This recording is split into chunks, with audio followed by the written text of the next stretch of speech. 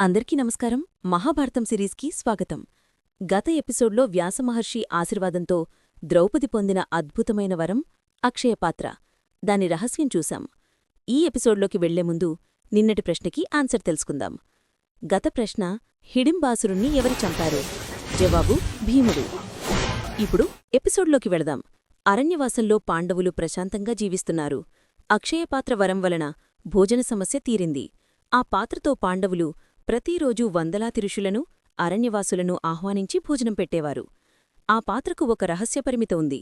ద్రౌపది భోజనం చేసిన తర్వాత ఆ పాత్ర ఆ రోజంతా ఖాళీ అయిపోతుంది. ఒకరోజు శకుని తన గూఢచరులను అరణ్యంలోకి పంపాడు.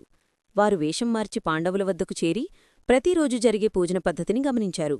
ఒక గూఢచారి తిరిగివచ్చి, ద్రౌపది భోజనం చేసిన తర్వాత ఆ పాత్ర మూసుకుపోతుంది మహారాజా అని చెప్పాడు. దీంతో శకుని నవ్వాడు. ఈ రహస్యంతో పాండవులను నాశనం చెయ్యొచ్చు అని అన్నాడు. దుర్యోధనుడు ఆ ఆలోచనను చతురతగా ఉపయోగించాడు. అతను దుర్వాస మహర్షిని ఆహ్వానించి సంతోషపెట్టాడు. తరువాతన్నాడు, మహర్షి, పాండవులు అరణ్యంలో ఉన్నారు. వారు అక్షయపాత్రతో అందరికీ భోజనం పెడుతున్నారు. మీరు కూడా వారిని ఆశీర్వదించండి అని అన్నాడు.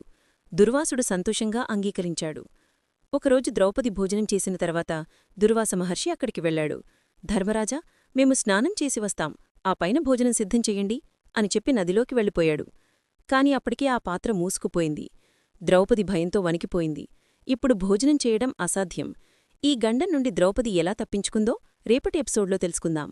ఈరోజు ప్రశ్న, ద్రౌపదికి అక్షయపాత్రను ఎవరిచ్చారు? ఆప్షన్స్: ఏ కృష్ణుడు, బి వ్యాసమహర్షి, సి ఇంద్రుడు, డి సూర్యదేవుడు.